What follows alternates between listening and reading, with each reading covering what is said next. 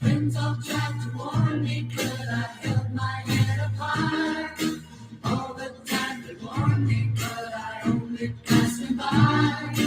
They all tried to tell me, but I guess I didn't care. I turned my back and left them standing there. All the dirty bridges that I've fallen after me, all the lonely feelings and the burning memories. Everyone I left behind each time I close the door. Burning bridges lost forevermore. Joey tried to help me find a job a while ago. When I finally got it, I didn't want to go. Party Mary gave for me when I just walked away. Now there's nothing left for me to say. All the dirty bridges that have fallen after me, all the lonely feelings and the burning memories. Everyone I left behind each time I closed the door. Burning bridges lost forevermore. Years have passed and I keep thinking what I could have been. I look back into the past and think of way back then. I know that I lost everything I thought that I could win. Guess I should have listened to my friends. All the burning bridges that have fallen after me, all the lonely feelings and the burning memories. Everyone I left behind each time I close the door. Burning bridges lost forevermore. Burning bridges lost forevermore.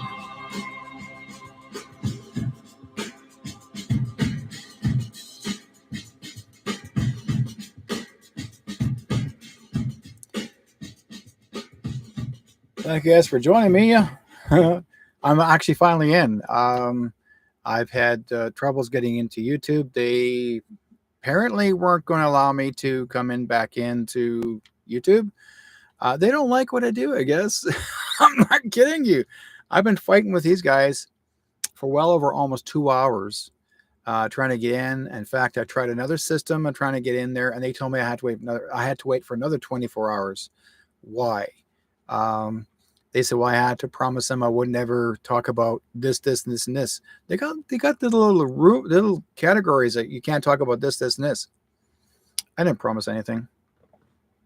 I just told them, I said, you can't do that. You can't prevent me from talking and whatever I want to say. There's people out there that there's guys that actually have talk shows, podcasts that are in the freaking thousands online. They're discussing it, but they're not exposing it. They're asking for your opinions, but what these guys are doing, whenever they have hundreds of thousands of followers, they're asking for your opinion, but they're not actually saying this is what's really happening. And this is the problem with the system. Okay. I know it. That's the way it works. And let me just get this out of here the way first. Yeah.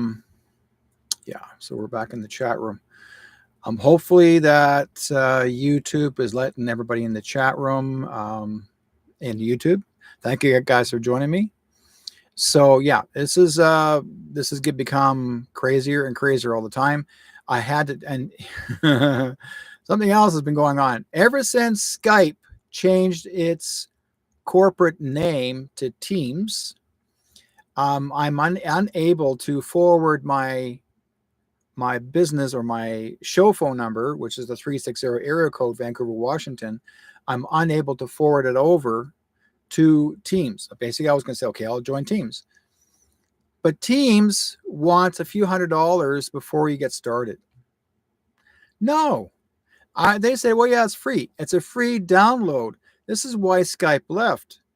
That's why they changed. That's why they removed Skype, because you had all the free range of programming and phone calling each other back and forth all across Europe, you name across the world, was free.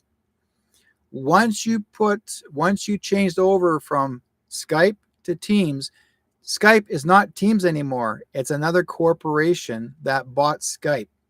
Okay. They took over away from Microsoft. So now they have, what they really wanted was accessibility of your stuff. They want to find out who you are, where you're from, who your dog is. It's all, I actually was reading it. They want access to everything you got in your computer. No, I'm not going to let you access my computer. And that's what they want. They're not supposed to do that. But they decided to say, well, if once you allow us, we get to access your computer. No, not. Oh, we promise we're not going to go to the files. Bull crap. So, yeah. So it says you might want to look at Clyde Do something. He has a dude on that is dealing with YouTube. He says that YouTube is targeting conservative creators. Yeah, that's what it is. I mean, what I'm really doing is I'm trying to share information, what's going across the world. I really don't have to use the word liberal or conservative and say I'm in this and that side. I couldn't care less. I don't trust all the conservatives either, but there are some that I don't trust. But again, because there have been a few here in BC that I don't trust. But again, we have to accept it. Now, we already know, and I can tell you this right now, off the spot, right now, David Eby, who's actually is the provincial NDP leader, he is one of the most corrupt, and I will use that word, corrupt leader in this country, in this province of BC. First of all, let's talk about Eby. Okay, number one, this man here does not want, what he had done is he actually gave the contract, folks. David Eby was supposed to say, oh yeah, we're going to go Canadian. He's going to employ all the Canadians to build things. Okay, whatever it is, you name it, whether it should be industrial, social, whatever they want to, they like forestry, name it. He was going to contract anybody who's Canadian companies that contract him out to build for us in this country. Eby lied. The first contract he fulfilled, and here's his excuse. I actually watched the video. His excuse, or his interview with one of the CBC interviewers, he said that number one, he did not trust a pipeline. He does not want any more pipelines in British Columbia because he says they're not good for climate change, which is bullcrap. He doesn't know nothing about pipelines. I can tell you more about it because I was involved in it, fighting against it at first. Then until I found out later there's a good part. Actually, that doesn't do harm. It actually does more for us. Number two, David Eby, instead of him actually contracting out steel pipelines or steel even for us here, he gave the contract to another country, and that is China. Now, we already knew that. China actually has been building all the steel from their country. The problem is that with their country, for the steel is concerned, it doesn't have nickel in it, and that's why the welders have a hard time sealing the pipes together, okay, the rings. When they can't come together, they can't seal because it's missing the nickel in the steel. They don't have that on their island, okay? Meantime, it's a fault. That's why there's always leaks in the pipeline. We've never had leaks in the pipelines till they hand over the contract to China. That's it.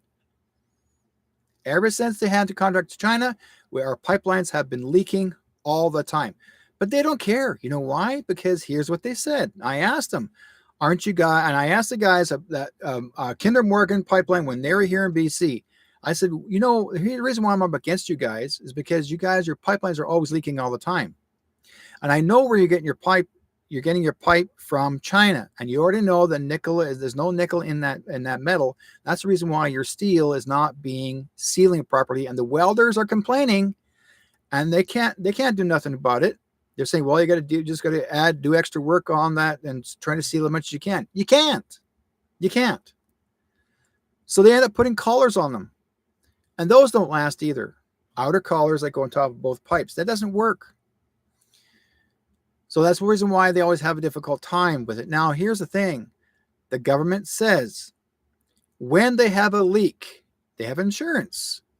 When they have a leak in the pipe, their insurance pays them, the company, Trans Mountain, Kinder Morgan, anybody who is actually part of the pipeline, the insurance company pays them back. They make more money in leaks in the pipes than they do actually in the pipeline in the oil. That's where they make their money. It's not the oil. They make their money in the leaks because it's actually leaking from the pipe. Now, who gave them that heads up that they can do that? Doesn't make any sense. It doesn't really make any sense whatsoever. But that's what they've been doing all this time. It does not just happen in Canada, but also in the States. It was going on for many, many years. Now, what I had learned from one of the fellows who actually has proven, he's a genealogist, and he said, your oil, our gas is not a fossil fuel. It was never proven to be a fossil fuel. What it has been actually is that they said the JP Morgan, these are the billionaires, okay?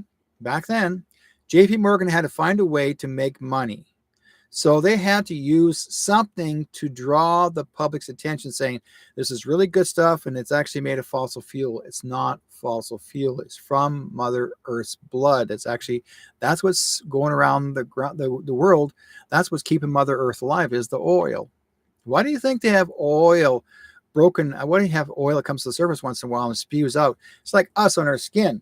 Say we have a bump, okay? And that lump, something comes up and it's like a blackhead, and you have to squeeze to get it out, and all of a sudden that extra gusher comes out. Well, that's because same thing. We're like Mother Earth. It had to open up and let go. So many times the ground has been broken for the oil. Oil became a money maker. It wasn't before, because the Indians, the First Nations people, did not want nothing to do with the oil because they had no use for it. They used to call it poison water, because no horse or animal can actually eat it. They would die, right? But down the road, they decided to come up with something to use it for automotive purposes. Now, before automotive purposes, your vehicles were electric. Always have been, before it even became fossil fuels. We had pure potatoes, using potatoes to make a clean alcohol, which was actually Henry Ford created clean energy back in the time when he made his cars. He never used gasoline, oil back then.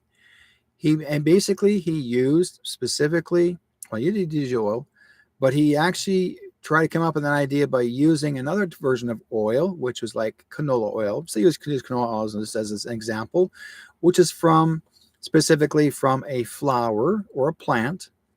Then he created the idea of using potatoes and making a clean alcohol burning vehicle, which actually was pure. It was cheaper to move a vehicle by 5 cents a gallon. Okay, 5 cents a gallon to make pure, clean energy. JP Morgan was pissed off that Ford was making money, or actually was saving money, and Ford was well ahead of clean air, no smell of fuel, no smell of oxygen, no smell of exhaust coming out of the vehicle. It may smell like French fries once in a while, but that's exactly, or as an example, but that's what it was. JP Morgan knew and he was a banker, he had to find a way to change all that. So he got the government and other bankers to convince the government to say, hey, this is fossil fuel, and that alcohol there is not pure, it's not safe, and it's going to burn a car, it's going to hurt someone, right? So he had a rig. He hired someone to rig the alcohol that Ford made, threw it on top of the car and burned it. Or he threw it on top of an elephant. It's true. He threw it on top of an elephant and burnt the elephant. See, here's what it does. He never proved that gasoline can do the same thing. Not at all. Never at all. But he got away with it. So the government passed a bill because he said that alcohol is not clean. So basically, Ford was forced to change from clean fuel to the gasoline. And he had to change all of the systems in his cars. But before that, it was burning clean air. Now, even before that time, there were electric vehicles. They were EVs. They did exist. Why do you think they have cathedrals, or we call cathedrals? All those points, those very sharp peaks that are on top of these chapels and churches, they weren't churches before. Those were energy centers. They were used, energy towers. They were specifically used to actually help move a vehicle. And it had nothing to do with radiation. It was clean. People actually had telephone services. You can actually communicate back and forth by putting your hand, you're taking your telephone and a piece of wire off your phone, hook it up to a fire hydrant, and next thing you know, you can call somebody. It all happened. This is back in the way early 1800s. It existed. They actually did exist. But when the Rothschilds came in, they said, no, we're going to go pioneer back. JP Morgan helped them. All of these rich people, multi-billionaires, these bankers, made sure that you were never to be happy and never to be financially stable. This is why. They didn't want us to be financially stable. They would give you just a little bit that you can be financially stable, but that's it, because these bankers were making sure that you don't get to be where they are. And that's to con the public. They knew how to manipulate you. Why do you think when you ever go to a bank and you're trying to apply for assistance to start a business, and you can easily have assistance, you believe in yourself, that you can actually start a business up and you can borrow money from the bank and the banker is supposed to give you the money. What do they say? What do they want? They want you to give up something that has equity that's worth more, and it has to be worth even 10 times more than what you're borrowing. Now, you could say, well, I want to borrow this money up to 6 months and I can make that money back and just make my money. I've already made a profit. Here's the money back. No, that's not how JP Morgan works. JP Morgan actually was a mafia boss. Okay? He was friends of the mafia. He was connected to the mafia. Did you guys know that? I bet you did not know that. And so are the Rothschilds. They're mafia. They're all mafia. They were the ones controlling us. They're the corporation. Even your banks are run by the mafia. Always has been. You got a Don. Okay, D-O-N. You've always had a Don. Thing is that, why do you think they charge you interest rates? That is mafia borrowing money. They always make sure that you had to pay back an interest rate. The mafia did that too. They were doing it for years. And who were the ones that created this idea? The Jewish people. They knew how to make money. And this is going way, way back into the 1600s. You can borrow money all you want, whatever you need, but you got to pay interest. So it's been going on for a long, long time. So now, we got all this happening here in BC. David Eby, okay? Like I said, he's one of the biggest crooks I ever met in my life. And I've seen him, and I sort of met him, but I didn't want to shake his hand. But I've seen Eby, and he's someone, I don't trust him. He's as corrupt can be. Now, why did David Eby decide to not contract our province, BC workers, to actually build 4 ferry boats? He didn't give it to us. He gave it to China. Now, he didn't give it just to China. He gave the contract to the the Chinese Communist Party, CCP. Why? Because Eby promised that he would never tariff China. And yet, Trump tariffed China. Trump was trying to get American-made products made in his country, because everything, folk, was always made in China. If it was not made in China, it was made in Indonesia. If it wasn't made in Indonesia, it was made in India. If it wasn't made in India, somewhere else, Pakistan. It was never made in the USA, hardly.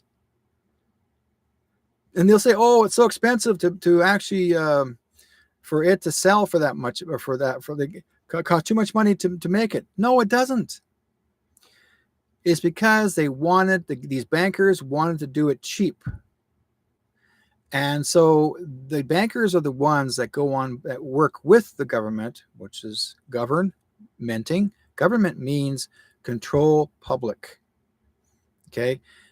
Your government is not what you think it is. Oh, I'm in favor of my government. Don't. They're the con They're the ones that are making sure you don't get nothing. They don't want you to be where you are. They don't want you happy. They want you to be feared of them. And, I want to apologize from last week. I didn't come on because, again, I was having troubles with YouTube. And then Facebook wouldn't let me get in. They sent some shit over to Facebook and said, "Oh, well, we have problems here, but we're getting notified that you were not this person, blah, blah, blah, blah." Bullshit. So I was and they were using the words, how do you say these words? Fact checker. Oh, we fact checked you, and it's under the third party fact checkers. And I said, "Really, guys? You're sending me the third party fact checkers, and everything I was saying was not true?" Okay, here's how it works. Let me prove to you who third party fact checker is. Third party fact checker actually is actually whoever owns it. That is, the World Economic Forum owns fact checkers. Now, who's on the board? Well, first in command is Klaus Schwab. Second in command, guess who? Mark Carney. Yeah, Mark Carney's he's still in command of the World Economic Forum. He didn't sign off. They just took his photograph off the website. He's still in control of the World Economic Forum. He's one of the major leaders, folks. He's the one that actually has been bankrupting the world and gotten away with it. Now, everyone's talking about, hey, they said if the World Economic Forum can actually partner up together with the United Nations, UN, then they can control the rest of the world, and not one president, not even the military, they said, can interfere. That means they can control you and tell you what to do. What happened? A few days ago, Mark Carney signed our country over to the UN, and they partnered up with World Economic Forum. Did you know that? I bet you didn't. And they announced it. And then what did he do? He got on the platform and he said, "And we're going to control the public. We're going to make sure that you, the public, are told what to do. We're going to tell you what to do. And you have to," and he uses words, "you have to obey. And he said, "This is the New World Order, and you have to obey." He said these words. This is not AI, folks. It was real. He was interviewed. He was actually on the platform with the mainstream media. He said these words. I told you guys months and months ago that Carney was part of the New World Order, and he's going to use these words to control you guys. And no one listened to me. I kept telling you guys. I warned you. I gave you the big heads up, you liberal followers. I warned you. I told you. You think I was nuts. You were so mad at me. Oh, you're nothing but conspiracy. How dare you? You're a Trump follower, blah, blah, blah, blah. I didn't say a word about Trump, but you're still using Trump as an excuse. Why? Trump has nothing to do with his country. He's sitting back and watching and laughing at us because Carney gets away with it. Carney has been leading this country for the last over 10 years, giving advice to our liberals in Parliament all the time. He's the one who's been in the background telling you what was going to happen. Here's what he told. I mean, read his book. Anybody actually has found ever Carney, read Carney's book. If you find his book, you read it. Word for word, Carney said he's going to control the world. His wife said at the election, when she introduced him on the platform, she said, let's make Canada great and Canada poor. Because Carney's goal was to basically bankrupt this country. And he's making sure you have nada. And he smiles and laughs. He thinks this is funny. He can't. Carney can't do nothing. He's trying to get you guys scared. Don't listen to him. That's all he likes to do. He's blowing in the freaking wind. When he said, welcome to the New World Order, that he's going to start a New World Order. No. You know, there was a man back in 1984 and had said, and he made a prediction, that there will be a leader of our province that's going to say the New World Order. And there was also other presidents through all these years, not Trump, but everybody other I would say Bush Sr., Bush Jr., Obama, Clinton, all of them had said this is the beginning of the New World Order. And what did Carney say a couple of days ago? Yesterday, actually. This is the New World Order. And he said, and Carney said, you're going, and he says the Canadians are going to obey. No, you're not. Carney is a slag. He's no good for nothing. He's nobody. Here's what I don't get. Here's a man that was once born here. Supposedly he was born in Alberta. But when he grew up as a young teen, left our country, moved to Europe, and became a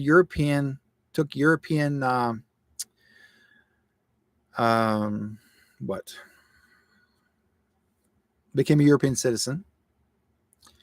And he refused to call himself Canadian. Just, I'm a European citizen. Okay. That means you're living somewhere else. He doesn't even have a home here.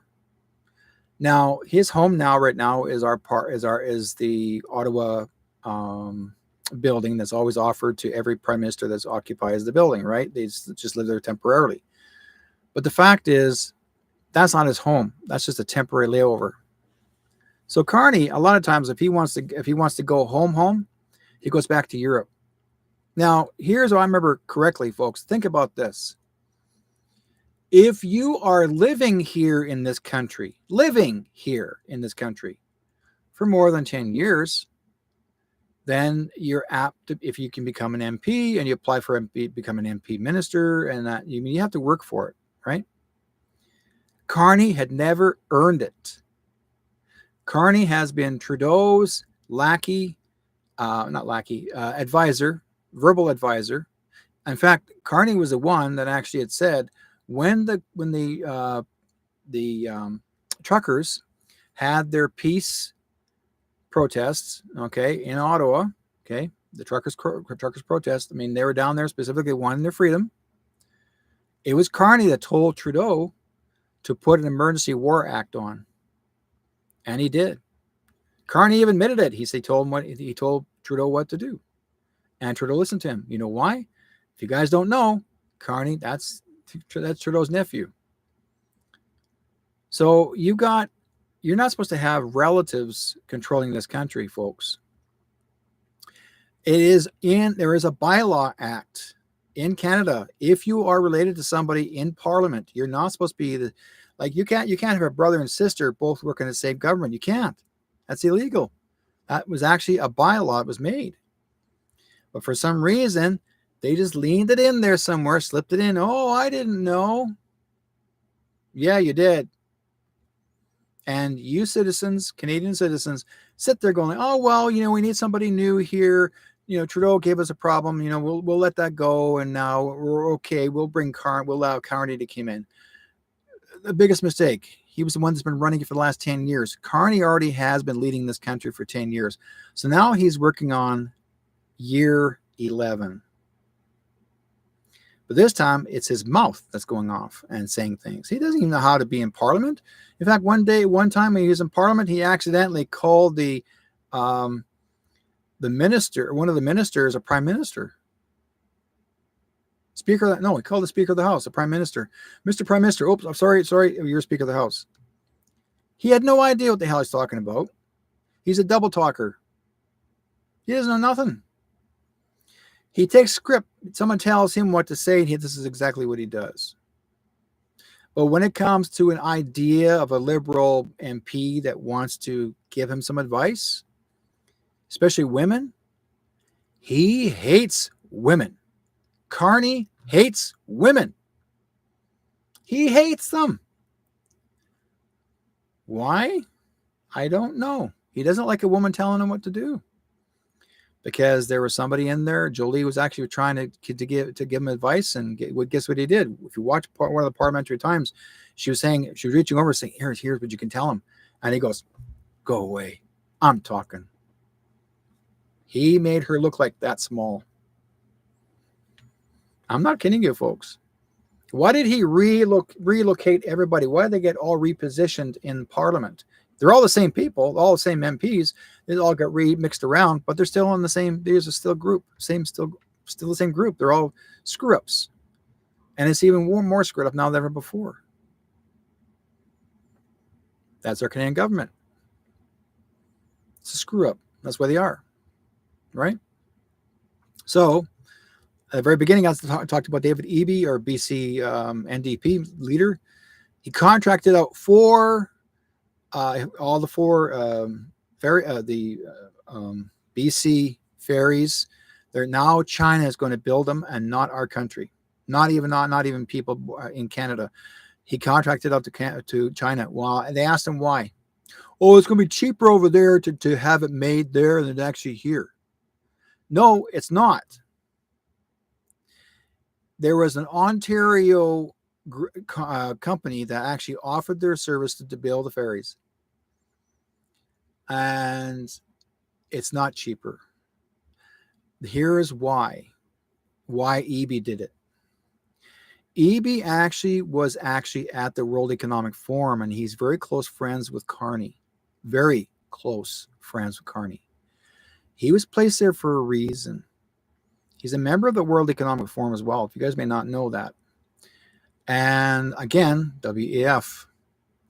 And Eby is all pro New World Order. So he's basically trying to control whatever he can. That's what he wants to do. He wants to basically tell you what to do. And in fact, Sunshine Baby, who actually you may know, one of the podcasters that comes on all the time. Now this guy actually is a veteran. He served this country in Canada. He comes on every day as much as he can, talks about whatever is coming out in his columns are concerned. Nice guy.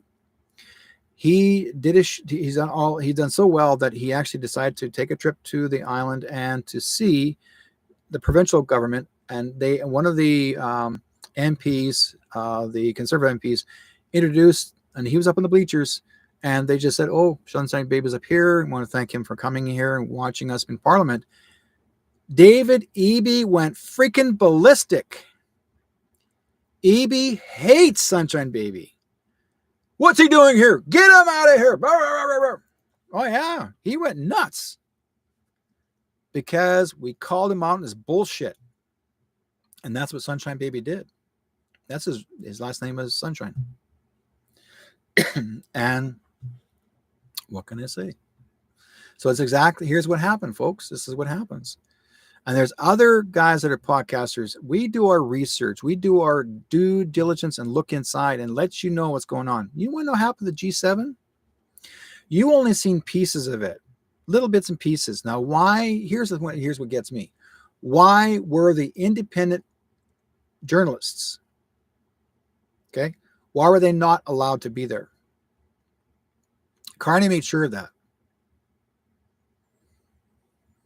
And I have friends there that are independent journalists that I know that were going to go there to be part of it too. They would not let them in. Not allowed to come in. And yet they got invites in the email that they're allowed to come in. But once you got there, you can't come in. You're allowed to see but not enter. You got the invite, but you weren't not allowed in the gate. Now, here's the crazy part. I have, how do you say this? I have someone close to me in my heart that told me that this person has been working in Banff. This is where the G7 was. Okay, let's talk about where the G7 was that it took place. Let's see, June. I think it was 16 and 17. I think. Let's have a look at that. Dun, dun, dun, dun. June 16, 17. I think that was where the G7. Yeah, June 16, 17. June 16 and 17, 2025. Did you know, and this has never, ever been done before, ever, ever, ever, ever. Why did they hold the G7 in Banff? But what they did do is also our Canadian government took down all the Banff signs to know how to enter Banff. They removed all the Banff signs and put the signs up to replace them. It says G7 with arrows. Didn't say Banff. No one, and even the citizens were on lockdown. They weren't allowed to come out. They weren't allowed to walk around Banff. There was no tourism allowed for the time while they were there. They kicked everybody out. No one was allowed to enter. Anybody's going to work in Banff was not allowed to enter either. Okay. The person I know that knows all this because he's contracted out with Brookfield, which actually is owned by Carney's company. Okay. But he also told me himself he doesn't try to make the best of fixing it well enough. He just sort of does his job. He doesn't do well because he knows how corrupt this company is. He knows who Carney is. He doesn't like him either. When I got a call from him and he told me about this, he said, Derek, you need to know this. They took all the Banff signs down. Now, not one podcaster knows this. No one ever talked about it. Why would they take down the Banff signs into a town? Why would they remove them and put a big new sign that says G7 Summit? You tell me why they did that. And why were there about 60 to 70 black ops cars? Like, these are all shadowed windows, all bulletproof, making sure, and they made that town look as if it was bigger than Trump's territory. Now, who paid for that? We all did. Our tax dollars paid for those asses to be in Banff. Now, here's my question. Why didn't they just hold the G7 in Ottawa? Why couldn't they hold the G7 in the parliamentary building? Why not? It would have been a whole lot easier. Hold in the parliament building. You didn't have to put it in and take over the whole town and tell them that no one's allowed to come into town and go around. You can't go to the stores. You can't buy shit. They won't allow you in or out. You were stuck there. You could not get in. Some people people were trying to get in, around, and exit in and out. They couldn't get in. They had every police officer, all of our tax-paying dollars had every police officer, not military, police officers making sure that nobody gets in or out. And they all want to know who you are. Why? Carney's not important. No one gives a damn. Now, sure, Trump did show up, but Trump last long there? No. Trump was there for one reason, to tell a story. And that was, he said, I remember this used to be called the G20. And then he says, I remember it used to be called the G8. And then when Obama was president, Obama hated Russia and made sure that Russia was not on the G committee whatsoever, period. Why? Because they were intimidated. They didn't like it. They want to make Russia the enemy. Russia's not an enemy. Never was. Everybody keeps on thinking, if Russia was the enemy, then why do we have Russian citizens in Canada? Why do we have Russian citizens in the United States? But you're making Russia an enemy. It doesn't make any freaking sense. It doesn't. None whatsoever. But they're making it where, well, Putin's the big bad boy. I remember the real Putin, because this is a 2.0 now, this one. But the real Putin actually was a mafia boss. That's what his career was. He was a mafia boss before he became leader of Russia. So, but this one here is not the same one. Everybody knows that. People say, because there was actually a time when after he was replaced with another a 2.0, another a double, should say. Even Putin's wife said, "That's not my husband," and suddenly then she disappeared.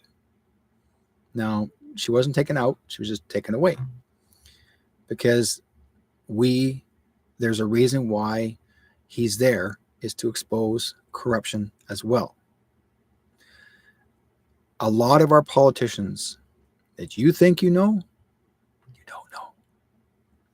A lot of your actors out there you think you know that still exist, you don't know. We're living in a storybook, once upon a time, and we're still watching. And even the real Justin, Mr. JT, we already know where he was, and he's not with us anymore. Not because he stepped down, he never was any longer with us.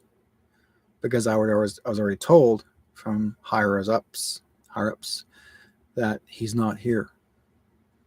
Because he ordered to pew pew to take out our commander in chief, and that got taken care of.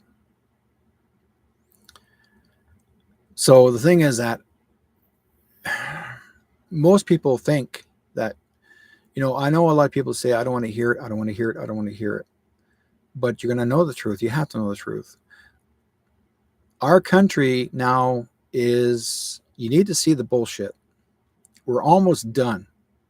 You got to see the bullshit. Right now we're going through the higher prices of increasing of foods. Now Carney's demanding to have a law. Actually, he's already signed the law. Here's the thing. Parliament never signed it. Parliament never made the agreement here's how the agreement was supposed to be. Parliament there has to be an election, or there has to be an agreement. There has to be, a balloting. Do you agree or disagree? Now, number one, Carney says, I am telling you, no more gas powered vehicles, no fuel vehicles on the highway ever, on the road ever. Okay. He's making sure that no vehicle will be traveling on the roads by 2026, or beginning of 2026, or even the middle of 2026. He wants all gas-powered vehicles off the road. He wants to make it illegal. He wants to take all diesel, propane, butane vehicles, or anything that's made of propane, butane, anything that he calls it carbon problems, and they're not, but that's what he's saying, and to remove it and make it illegal. He wants everything electric. He wants you to buy an EV car. He wants you, and if you don't have, he wants you to spend an extra $10,000, and you have to buy one. If you don't buy a car, you got to walk. No more gas, and you're not even allowed to buy a gas-powered vehicle. In fact, he says he's going to shut down all of the major corporate vehicle companies if they don't change over to EVs. He's going to shut them down completely. All your gas stations, your fuel, okay, your fuel stations will be shut down unless they're EVs only. Do you know how many thousands and thousands and thousands of gas stations are going to be shut down because of him? And you are letting this man tell you what to do? One little freaking idiot. One peon little man. Peon, because he's shorter than I am. A peon. And says that he can do whatever he wants and you can't do shit about it. Because he's a billionaire himself. He is actually best friends of Bill Gates. They're best buddies in bed. But you guys didn't know that. And if you saw what he had signaled at his festivity when he was celebrating his prime ministry, being a prime minister, someone turned on the red lights and he did his satanic symbol to let you know that he's in power. And you guys were falling for it. Okay. His son, who transitioned him to a girl. Why? I don't know why. His man partner transitioned to a woman. Why do you know? Why do we know? We know. Look at her neck. Okay. She's best friends of Ghislaine Maxwell, who's also best friends of you know who? Epstein. She and he were on Epstein Island many times. They're best friends. Jeffrey Epstein and him are best of buds. Financial backer. Photographs of them all over the island, everywhere. And there's always little girls, little girls, 11, 12 years old, serving them. And he's always holding on to them, cuddling them, little girls. Why? They're not his kids. And why are those kids there? Those girls don't belong to anybody, but they're dropped off there. And I've seen many videos of those. People sending me and say, do you see this? Do you see this? Do you see this? I went, sad. And yet, Carney, and he hired, again, the third party fact checkers. And any photographs of Carney with Ghislaine Maxwell, or any photographs of him with Epstein, oh, that's AI, that's AI, that's AI, that's AI. No, not real, not true, not true. It's all AI. There are people who actually watermark their photographs with them together in the park. And that person, oh, you can do that too, AI. That's bullshit. A photograph is a photograph. It's totally different. You know what AI is. It never came about until about maybe not even a year ago. And these are photographs. Now, everybody needs to understand, Ghislaine Maxwell and his wife have been best friends since school, high school. Okay? These girls grew up together, corrupted. That's how they know each other. And what is AI, or what is third party fact checker saying? Oh no, you don't know. You don't know. Okay, what's this all about? Who sent this to me?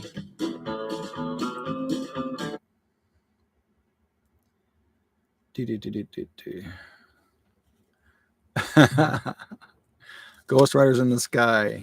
Okay. So, like I said, through this whole show, there's a reason for it. Also, Carney made a statement. He said these words. He says, Canada has new security threats. What kind of security threats? What kind of security threats do we have? He says we need to create a defense budget for $150 billion. $150 billion. We need to create defense threats. Our country's not in trouble. There's nobody attacking us. We have to do this. We have to protect this country, and we're going to spend $150 billion for new security for security threats. Bullshit. All these generational years since I was a kid, we've never had security threats.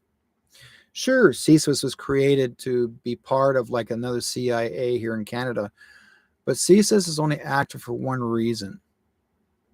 I don't trust them either. But it was never, the public never were involved. Never. It was more like they were trying to get people, like it was over certain groups of things, but never really important to us because we just avoid it and go back to work. But now Carney's trying to say that, we never know, our country could be invaded. It's going to be attacked. Who's going to attack this country? Well, the Iraq and Iran, you never know. They're going to make one of them going to attack us, or maybe Israel, or, we don't know. Horse shit. And I will say that word completely to his face.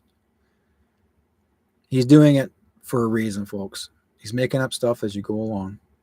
Thank you guys for coming in the chat room. Really do appreciate your time here. And those are in the chat room also from Facebook as well as YouTube. Glad to see you guys here. Chat it up as much as you can. Like I said before, and again, like I said, the G7, when they had it in Banff, they took all the Banff signs down, replaced it with the word G7. Why? That's wrong. You do not take your sign of a town or a city down because you want to hold a G7 summit. Remember, folks, your G7 summits are corporations. They're not government. They're corporations. They're under the World Economic Forum and the United Nations. That's all it is. That's all it is. Nothing more. And yet they wanted you to believe that they have power. They can do whatever they want. I've never seen Carney rap. I couldn't believe when I saw Carney and the French Prime Minister, the guy, the French Prime, I can't remember his name, the French Prime Minister, but he actually literally, he wrapped his one leg around Carney's leg when they hugged each other. One right leg came up. It's like, and I thought he was going to start humping him like a done a dog. He was leg humping him. I can't believe it. These guys were freaking weird. He was just giving her like, oh, I can't let you go. Oh, so you make me tremble. So people understand one thing too. Thank you for Macron. Yeah, President Macron, or Prime Minister Macron, whatever he calls himself in France. Macron actually is, we already know he's gay. The wife he has is a man. We already know that. And I've seen Macron before he became the leader. He was actually in Studio 54. He used to wear women's dresses all the time when he was in Studio 54, and he'd dress up as a girl all the time. This is back in the early 70s when they had Studio 54. You know, the big, huge nightclub they had in New York. All the famous people came down there. All the became really big after. If you guys want to look it up, you'll see. Just type in the word Studio 54 Macron. You'll see him there, and he's chameleon, and he's dressed up as a girl wearing a dress all the time.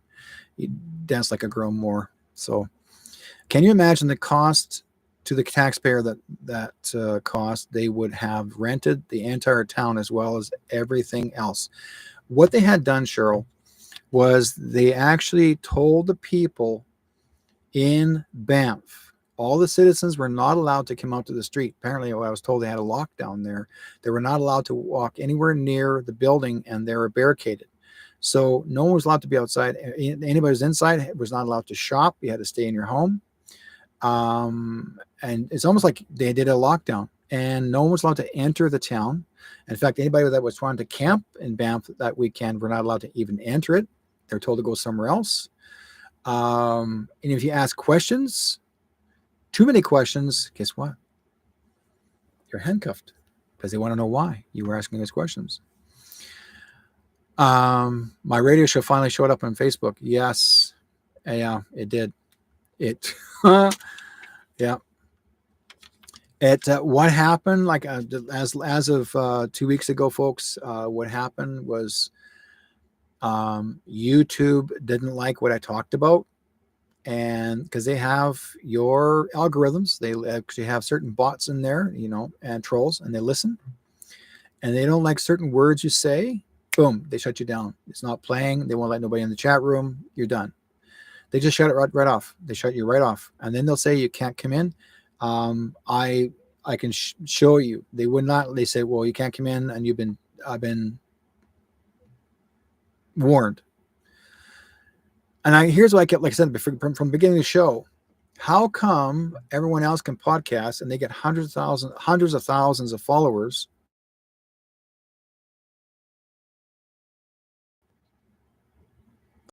Here we go again. It says your connection is unstable. Please wait a while we are reconnecting. They did it again. Look, I'm going to show you guys this. See that corner? Oh, they took it away. Those buggers.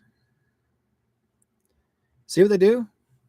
When they are listening, I'm telling you guys, they're doing it all the time. We have a problem. And then they'll shut it down. They actually will pause me or they remove it. They're dirty rats. And YouTube, I can hardly wait to see them done. I mean, picked up and going bye-bye. I hate to say it. I know there's other better places to go to, but everyone is used to going to YouTube for a while. I do have my Rumble page, but that's not live yet. I only pre-record, like when I record on my shows, and I transfer all the recorded shows on my Rumble page. So that everybody wants to see it, then I just transfer it actually either back to Facebook or to here, because Facebook only allows you to keep your show for 30 days. And Rumble is forever. Okay. On my Telegram page, here's the cool part. When you got Telegram, if you guys don't have Telegram, download the app. Okay. Because it's worth your while. Everyone's turning to Telegram big time, or to Rumble, those two. They're turning to Telegram. Reason why, you can say whatever you want. These guys that own it will not accept any government to tell them what to do. Some countries don't want them to be, and some countries don't even allow. They're banning Telegram in their area. But for some reason, there's people actually trying their darndest to make sure that they can still trying to get through somehow to make access to watch where it's going. I feel bad for people in China that are not allowed to even go out of their country on the internet to seek out what we do, what we know. A lot of times they have no idea what was going on over here. They're told not to see, they're not allowed to see it. If they're caught looking at some of the shows that we do, they get defragged, or I guess you say points lost. That's part of the new idea that apparently Carney's going to do the same thing. He's going to try to do this carbon point control, telling us what we can or cannot do, what we can consume. And he also wants to do the same credit card system, that if you buy something and you buy too many things, or you spend too much of your money, he's telling you that you are spending too much, and he won't let you spend anymore. If you want to buy more food, he won't let you buy food if he says no. That's what they're trying to do. They're trying to tell you what you can. Basically, folks, they're trying to play the game called a 15-minute city system. Okay? This is Carney's last dance. Again, like I said before, he's Klaus Schwab's right-hand bubby. And that's what he's doing. He's trying to play the controller of this country. Now, here I laugh. When Trump showed up at the G7, I've never seen Carney bend over like a little boy, put his hands behind his back like, "I'm sorry, sir. Okay, I want to welcome President Trump. Here, sir. Oh, I look up to you. You're so important to me." And yet he tells the liberal followers, people that voted for him, saying, "Oh, we'll stand up for you. Yeah, we'll protect this country. You know, we'll make sure Trump knows." Carney can't. Carney's weak. Okay, he's a weak little baby. He's a weak little boy. He doesn't know when to grow up, and he's an idiot. Sure, he makes money. He knows how to con people out of their money. His investments are into taking property away from people. That's why he makes his money. That's why he actually bankrupted the United Kingdom. He was a banker. He knew what his job was supposed to do. They told him what he had to do because the Rothschilds told him to do it. That's what he does. Okay, like I said also before, remember, folks, these last 10 years, Carney was the one. Now, he was the one, and I tell people this, he was the one that was behind the Iron Curtain. Remember the Iron Curtain? And they call it, well, the Iron Curtain actually was supposed to be Russia. No. He's the real true Iron Curtain. Okay, so basically, Carney has also said, talks about the advanced missile capacity and geography. Why is he talking about advanced? He wants to buy and purchase advanced missile capacity. Why was he wanting to go to war? Here's a repeat of Harper.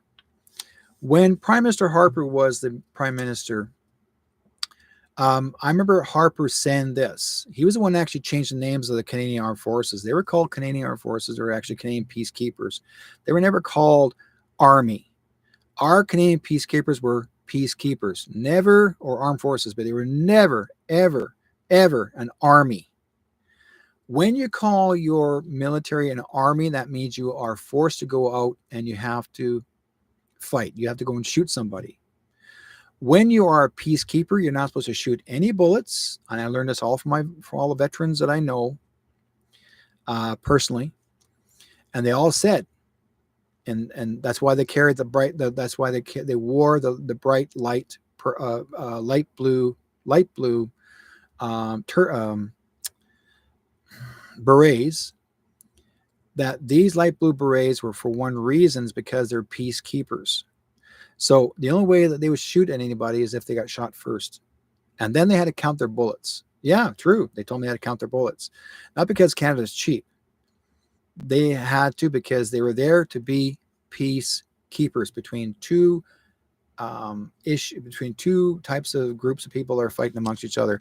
But they were put there for a reason, to be peacekeepers. That's why when the UN was there, UN were the usurpers. The UN were not there to be peacekeepers. They were the usurpers. They're the ones that would make up shit to get everybody all irritated, and then blame the Canadian Armed Forces or blame the United States military. And guess who gets hurt the most? The soldiers.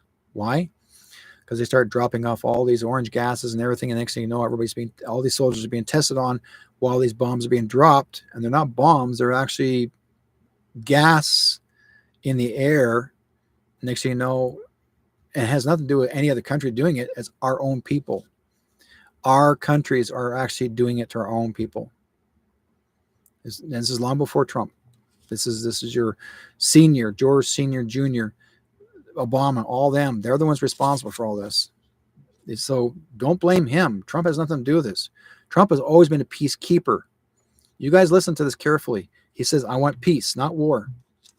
And everybody, no, blame. It's his fault. It's his fault. No, it's not. Your freaking CNNs and mainstream media. Come on, give me a break, guys. Derek says, so if I watch your past shows, I have to go to Rumble to watch them all. Yes. Just look for shadow chasing shows. You want to find any of my past shows, go there, Rumble. You have no problem finding me. Let's see. Many people go to work and do their job as instructed. They do not think about the consequences of their actions. They don't. Not at all. And yeah, I do appreciate you guys following me. Like I said, I'm showing you stuff that's been going on. I have actually, a lot of my shows are recorded and they're kept, like I remember when YouTube was going to shut my stuff down and I could not access any of my stuff. So that's why I have two recordings on at the same time. I have my YouTube and my Facebook. Now, I'm very fortunate, and I will say this. If you ever want to access any of your videos or a video from somebody else's page, if you can't, if the YouTube won't let you download it, you go to a website or a page and just type in the word YouTube downloader, and you find that page. You go in there and you'll see a search engine. Okay, you go to the top, you take off that search engine and copy, and you paste that into the YouTube downloader. Click and download. It'll automatically go right to your computer, to your download computer. Now you have the YouTube recording. So you haven't lost it.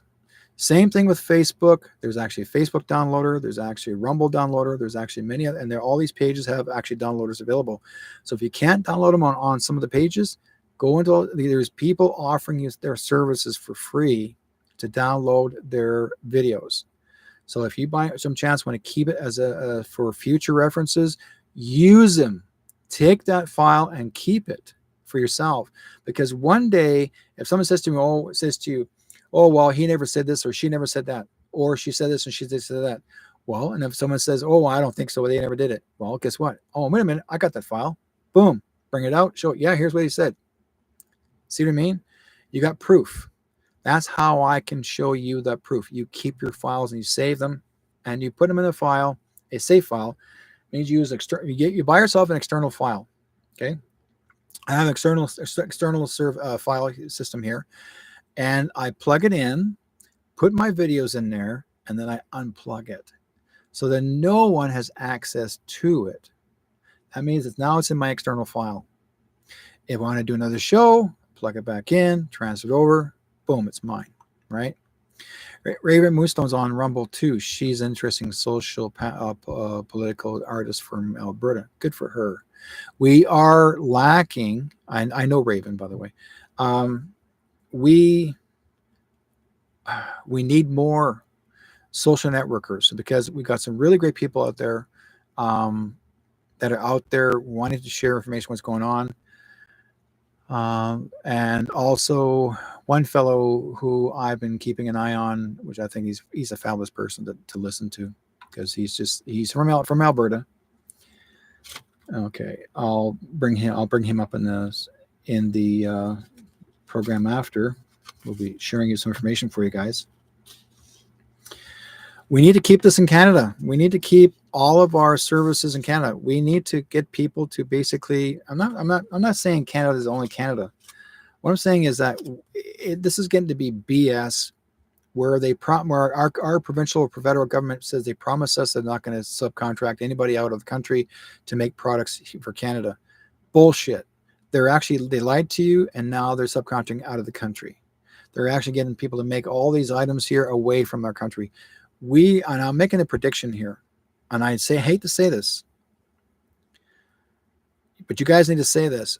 Tell your MPs no more out-of-country contracts.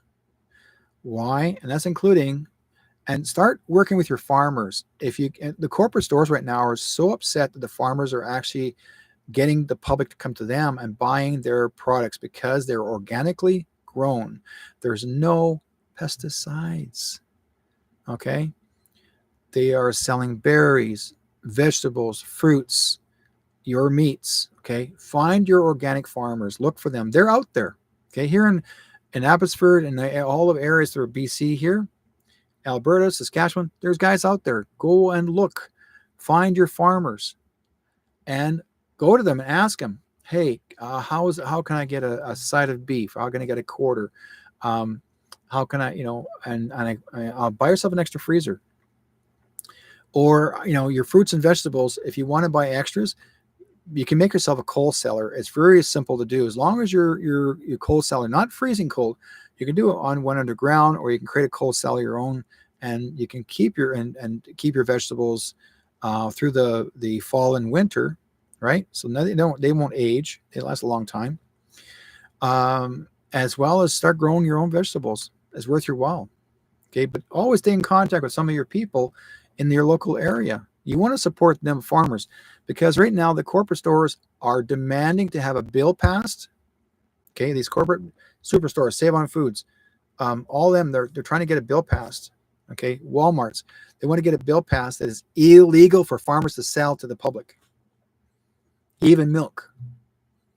Right? Why are they want to make it illegal to selling them to the public? Because they don't want the farmer to succeed. They want to shut the farmer down, period. If the farmer wants to sell something, they want the farmer to directly sell to them, to the corporate companies, but not to the citizens. You have to say no. I'll tell you why. About a couple months ago, there was a fellow by the name of Gagan. You may know of him, Gagan Singh. He's been really strongly supporting trying to get the public to come to the farmers and to buy their vegetables and fruits. And he's based out of Abbotsford. He's a farm kid, nice fellow. What his vision is to get all the farmers to come together, and they have the public come to his place, and you buy the fruits and vegetables at wholesale prices, not retail out of the store. That store is charging such high dollars. You're buying fruits and vegetables at a better price, a more affordable, and you got fresh fruit, fresh vegetables all the time. Okay. This one time they had over 5,000 people lined up coming in, and they had Ugly Potato Day. And because the stores don't buy ugly potatoes, they want them perfect. Well, a potato is a potato. There's no big difference. People lined up by the thousands coming in to buy all of the fruits and vegetables. There's one person called the police, didn't like what these farmers were doing because she was a corporate owner of a business. She called the police, the RCMP, to arrest the farmers for selling their fruits and vegetables to the public. The RCMP came down, watched what people are doing. It's a farmer's market. The RCMP said, not in our jurisdiction. No, that's nothing wrong here. Nothing's illegal. They can do whatever they want. It's their land. No, that's not right. She's shaking her fist. That's not right. I'll take you guys to court. You're going to lose. I'm going to make sure you'll never have this business. Your farmer's going to be gone. She was swinging her arms up and down. She didn't like it. Why? Because she's greedy. She wants the farmers to sell to her. There wasn't as many people coming into the major corporate stores. They're all going to the farmers. Good. That's what you want. You want the corporate, you don't want the corporate stores all the time. Sure, you may have to buy some things from the corporate stores that maybe the farmers don't have, like, your canned goods. Fine. But your fruits and vegetables, not everything is pure and nice, folks. I've seen some vegetables that have been stored away for almost over a week.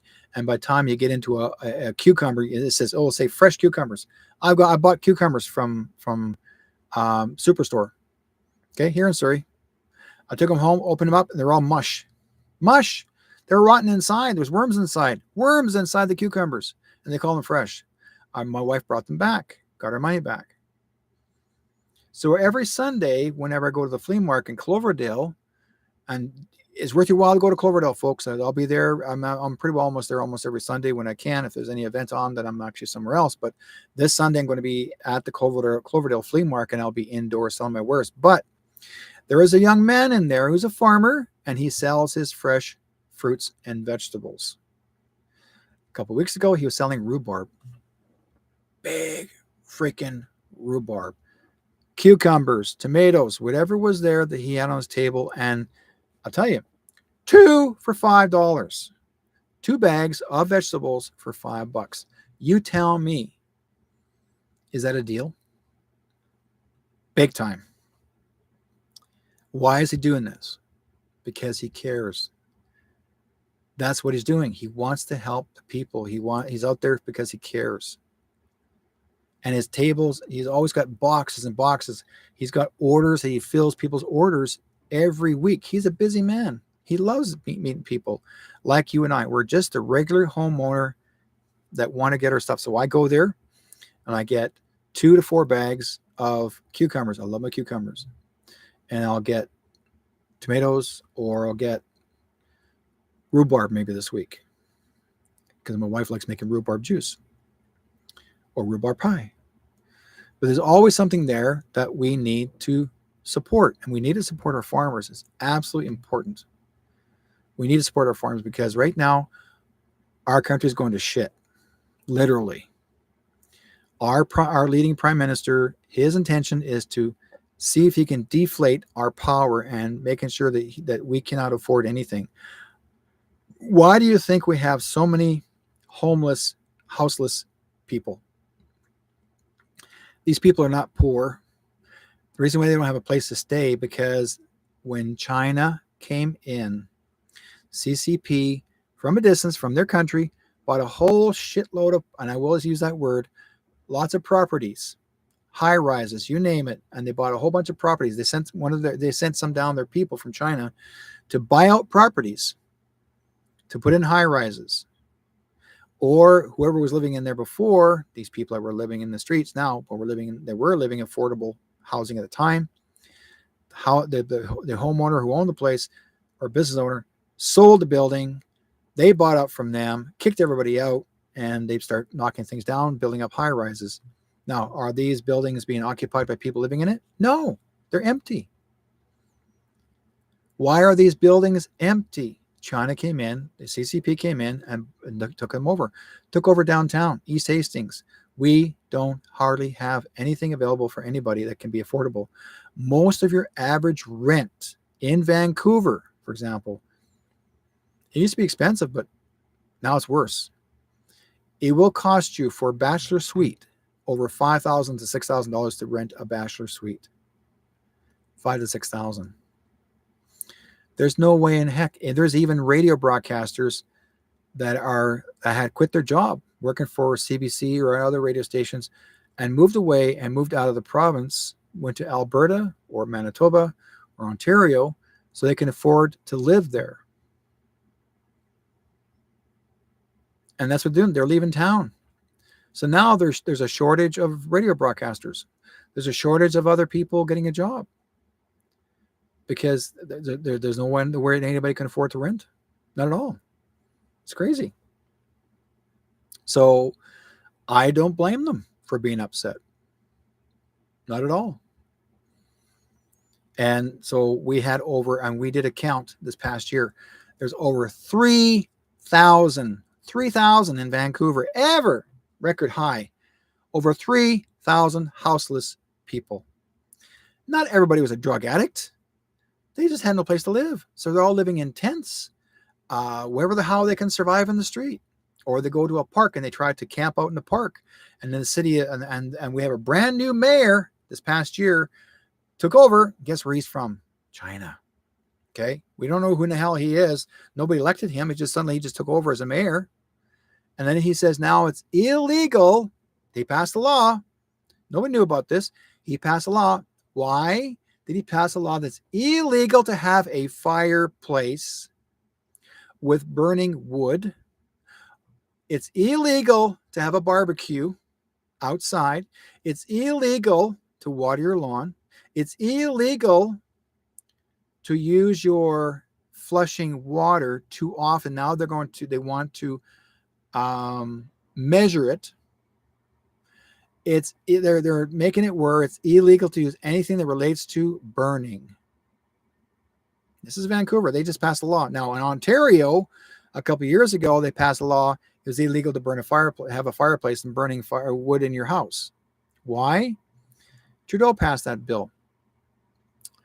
Guess where the coldest country is that has ice storms and 40 to 50 below zero? In Ontario. Most people have a fireplace, but Trudeau shut it off. And if you don't have power, because they want just electricity only, if you don't have power, what are you going to get to use? If if you have to board up your fireplace. If you are seen burning wood for about 20 minutes, then you get a $500 fine. They go to your house and fine you. This is the law. This is our law here in Vancouver. They're passing that. They've already passed that law. Our city of Surrey won't do it. Brenda Locke, our mayor, won't accept that. She goes, "Are you nuts?" No. But China is taking over Vancouver. Sorry, folks. I'm not against Chinese people, but I don't like who you represent. Now, I want to talk about somebody else who used to be our mayor of Vancouver, Gregor Robertson. Now he's a Liberal MP, Gregor Robertson. Why did he not decide to say, well, we need to bring housing industry down, like make it more affordable? No. Gregor Robertson owns freaking mansions. He owns 6 properties, folks. Up in Squamish, up in that area, whole area. He's a freaking multi-billionaire. He became a billionaire when he was mayor. He had no intention to lower the prices of housing, make it affordable. He said he's not going to do it. Then why did you guys elect him in? Oh, Greg Orban, he was in Vancouver. He was so good. No, he's a freaking idiot. You know, I'm telling you. When I go to the radio station where I work at downtown, I'm looking at, and thank you for sharing this with me, Heidi. She said there's so many people of all ages coming homeless.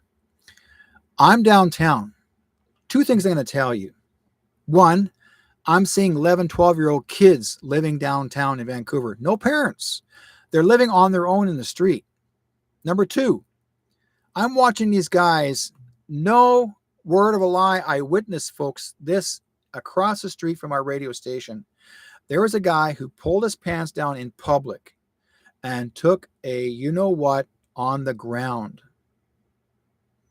not a P. Okay.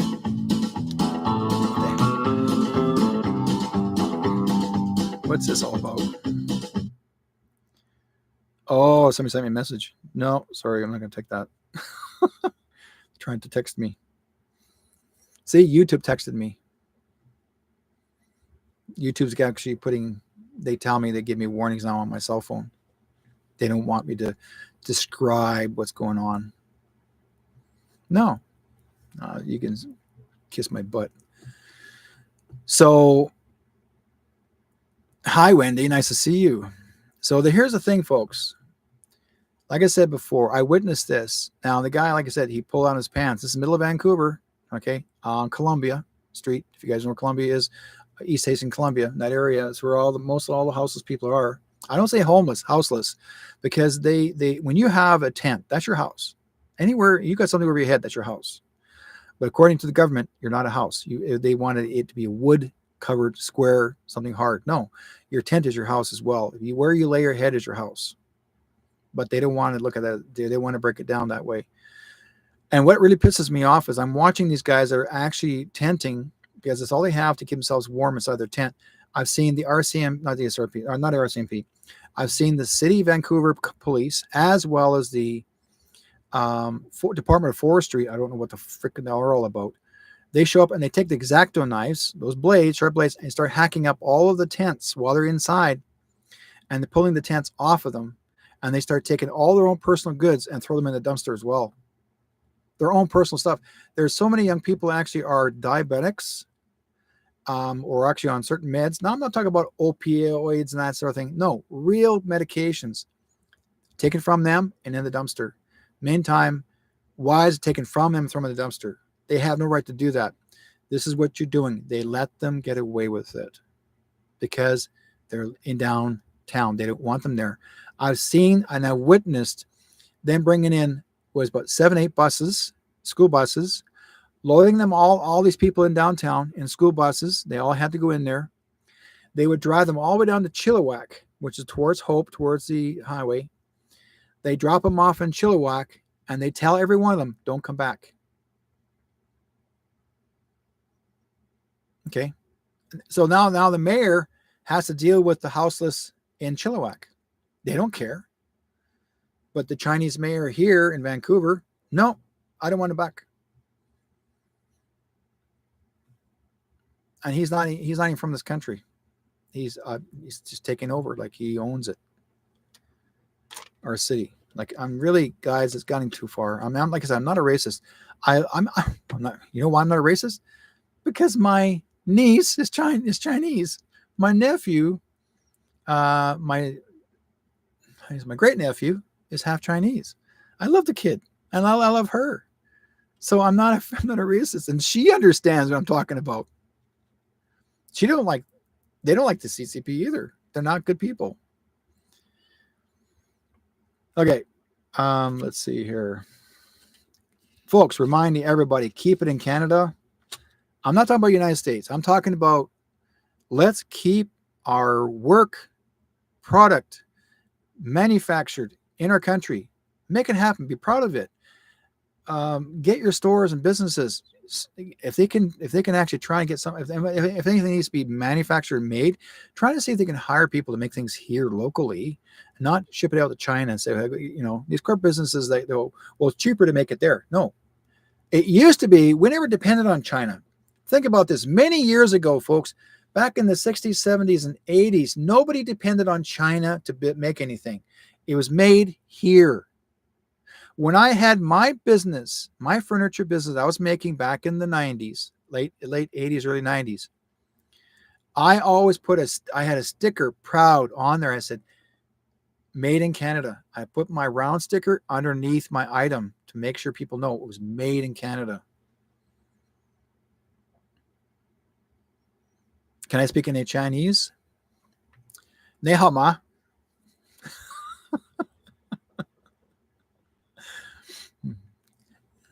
I'm learning. Dao, like paint, dao. I'm learning. I had clients that are Chinese, love the people. I mean, I love everybody. I have, like I said, I'm not against what people who they are. It's how they treat us. You know, it's just people. This mayor is an idiot. Yeah, Lei Homa. Thank you, Wendy. I would love to learn the language because I'm learning other languages. I would love to learn it because it's important. I would. There's a young kid. I'm sure you guys may have seen him on YouTube. This kid has already learned about 17, 18 different languages. He's so good. And he lived in China for, like, he's a white kid from New York. He moved to China with his wife. He's contracted out there, and he worked out there, and he was there for about, I think it's 5 years or more, and he learned the language. But he learned Cantonese, Mandarin, even the small villages of other types of dialects of Chinese. And he would pretend to be just a regular white kid, walk into a restaurant or just look at something he was going to buy, and he would, speak in English. And the odd time you get the odd person derogatory say something, and all of a sudden he'll speak the language of their language, shock them right there on the spot. Well, all of a sudden, they're smiling and, oh my God, you can speak Chinese. It's a cool part. Cantonese and Mandarin, cool. Yeah, I mean, honest to God, really, guys, I really love to learn. I have always wanted to learn. I've learned Cree. I've learned Michif, which is part French, part Cree. Learned some of my grandmother's language, which is part of the Bungi, which is a Gaelic and a Ojibwe mix. There's a little bit of French, not much. So I mix it up a little bit, and my wife, she speaks Croatian, so I learned from her. So if she's in the middle of a conversation, where if I can understand some of the words that people talk about in conversations, I can hear them. You know what the most fun is?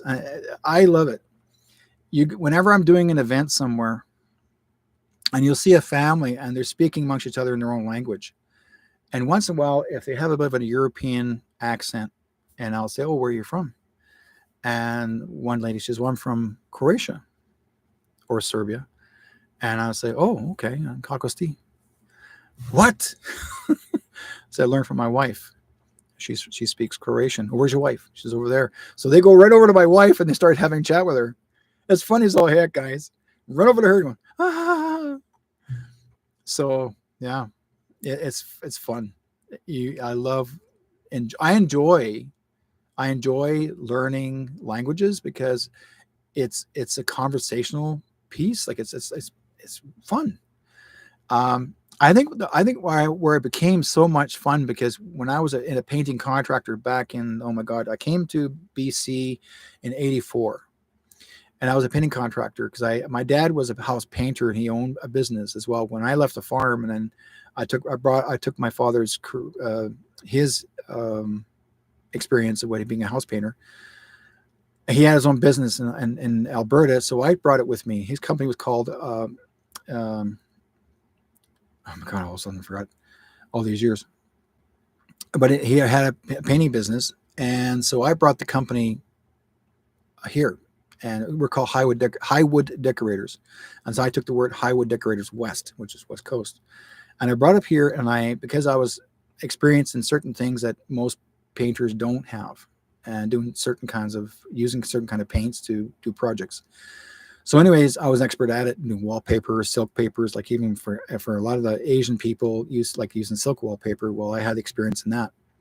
So I was doing mansions for Chinese people and Japanese people, mostly for Chinese. One time, no word of a lie, folks, absolute no word of a lie.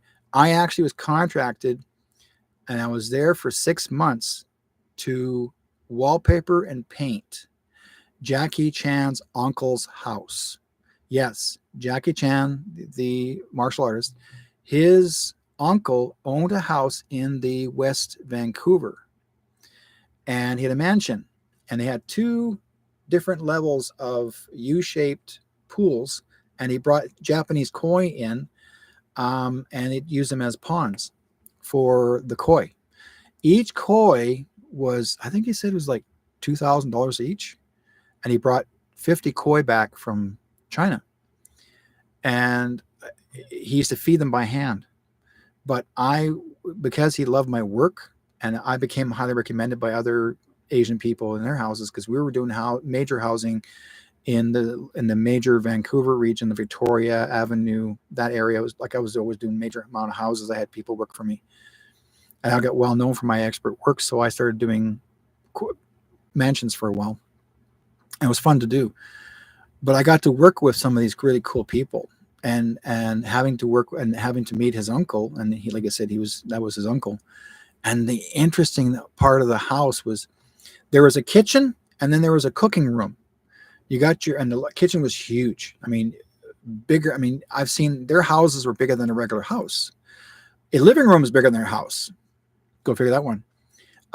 Say you owned a house, a rancher, with 2,500 square feet, maybe 3,000 square feet. That's their living room. So the kitchen, almost maybe a little less than half of that, maybe 2/3 of that. But I remember when we were there, there was a double sink, big, huge island. They had a sink in the center, and they also had you can see the whole city of Vancouver at nighttime, all lit up at night, all windows back of the balcony. On the right side, there was another kitchen where there was actually 4 woks, like WOKS. And that was the wok room where they actually did the major cooking in that room. And so they had 2 housekeepers and 3 cooks that did the cooking in that house, in that mansion. Huge.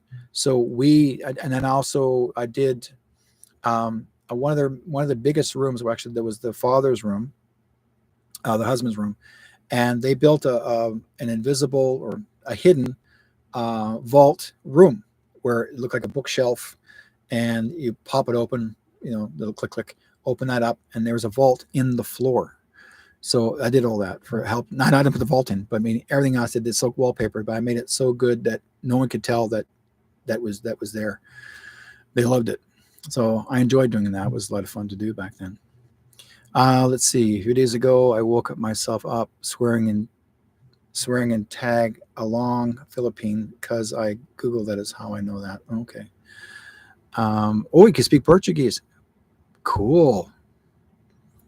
See, when I was up in Laughlin, Nevada, Spanish is a very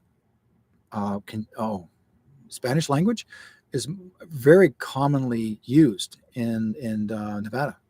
A lot of people speak Spanish there, and yet here in Vancouver or the BC region, it's mostly either South Asian or Asian.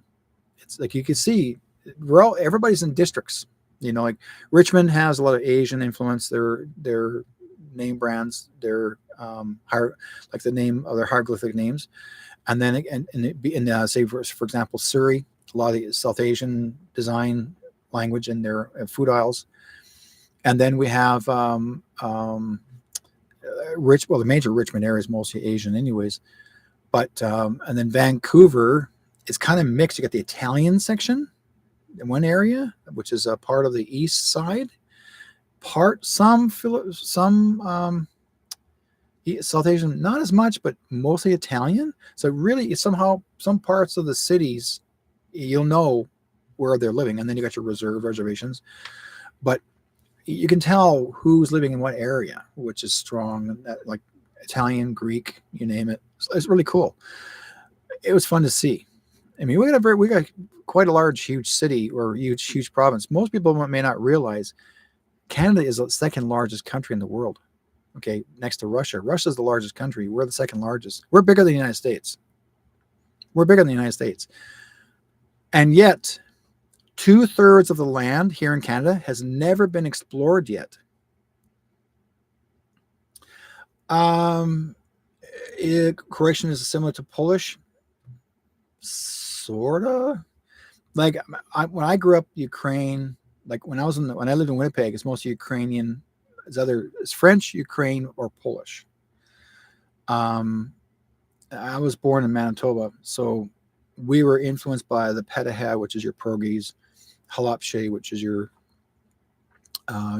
cabbage rolls, that sort of thing. I grew up with all that when I was a kid. So, I mean, I was mixed in all the ethnics. It was fun. I mean, I enjoy it. That's probably the reason why my wife and we're the very first people that created our world. We were the first people that actually created World Festival. We did a International World Festival back in the year 2000. We did it here in Delta. My wife and I, we created it there. I had a dream about it, and so I made it. And then the city of Surrey came in and saw what I was doing, and they said, "Well, we would like to do that and take it with them. Like basically, they're going to carry on using it as a yearly thing." Which now they have. They call it the Fusion Festival, which they bring in about 50 international countries in tents. So every country represents whom. And then we have the Indigenous Village, and it's all you got about six stages of international musicians or musics. So it's like so every year, every third week of the month, which is July, and they have the Fusion Festival. I've been doing the Fusion Festivals for 20 years. But I had to stop 2 years ago because I got hit by a car. After that, I was unable to keep up with the walking a lot. And because we had a 30-foot teepee. So we were set up as in the Indigenous Village under the Métis. So I was promoting the Métis Museum as well as selling our wares there. We had over 150,000 people who come through from all ethnic backgrounds. Come visit us through our big, huge teepee and see what we got. Then they were going through the Indigenous Village or other villages. There were contests every year. They would say who had the best setup, and we won twice. We won 2 prizes, which basically your prize is $500. You don't get the cash. It's basically a free booth the next following year, plus you get a bouquet of flowers. Which is okay, which is fine. We didn't have to, that's our winnings. It's just a free booth because you've got to pay $500 for the 2 days. But I represent the Métis. Now, it's just me alone with a bunch of people of our organization because you represent an organization or a Métis organization.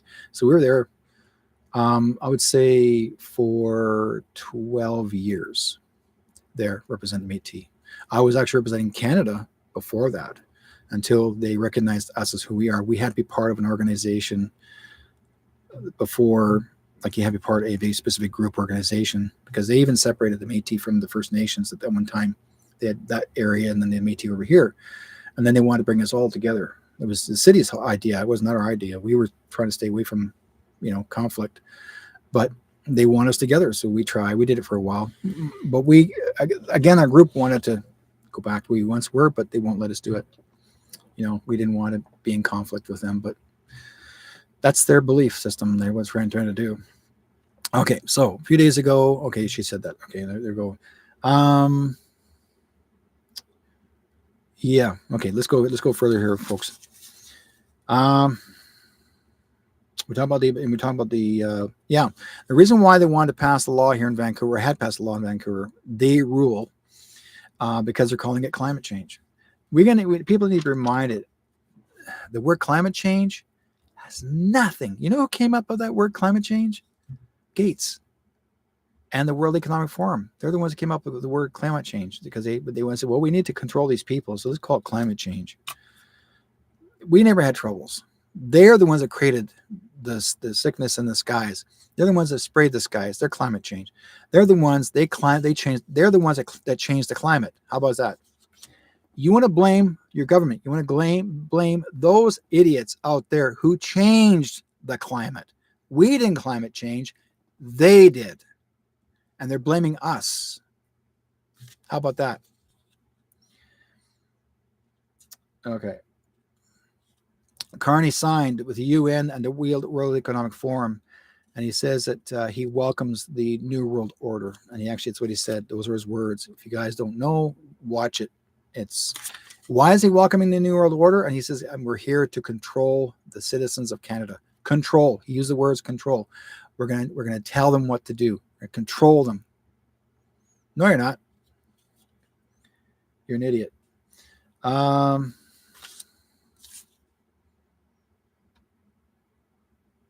Okay.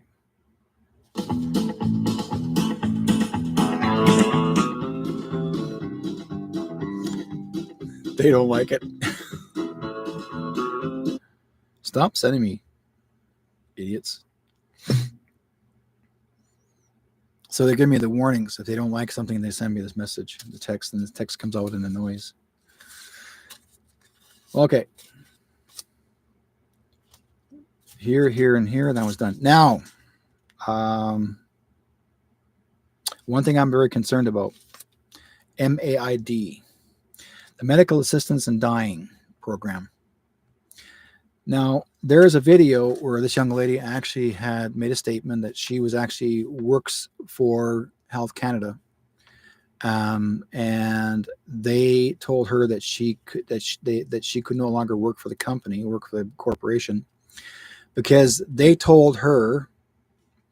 She says they want the people to commit suicide. She wants them to force people to go on a MAID program, and that is anybody who's an elder in any of the elders' homes. She wants them to actually to do.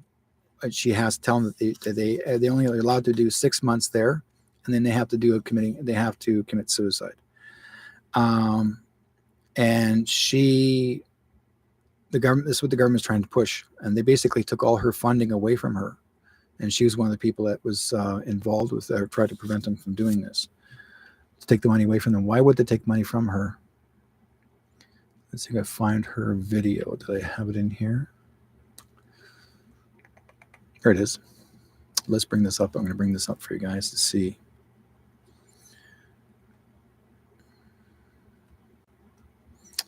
Okay, I recently was the nurse who sat with a patient before and during and after they took the death with dignity medication. I have witnessed this before, but never has it been like this where I was like with them before, during, and after. And something about that really hit me. Nothing has felt this profound, I don't think, in my hospice career. So anyway, I sat with them until they were ready. And how you do it is you take anti-nausea medicine an hour beforehand. So they took the anti-nausea medicine, then an hour beforehand. They have to. I can't touch it. Their family can't touch it. They have to mix up the water with this powder with water, to mix it up really quickly, and then you have to quickly drink it. You can't wait. So it's kind of like a now or never type of thing. It does feel a little urgent once you mix it up. Like once you mix it up, there's really kind of no going back. And they drank it. And I knew just from knowing what happens that they will fall asleep very quickly. And they did within 3 to 5 minutes. And their loved ones were all around. And they had already kind of said their goodbyes and had a bunch of laughs prior to this. And they were all just, wow, I could cry right now. They all just surrounded this person saying, I love you. I love you. We're here for you. We're here for you. They laid down and they fell asleep. Truly, I mean, quickly. You drink it, 3 to 5 minutes, you are asleep. You're out. And then within the next few minutes, your body starts actively dying. It's that quick. You're awake. You drink this drink, you fall asleep. 3 to 5 minutes later, you're actively dying.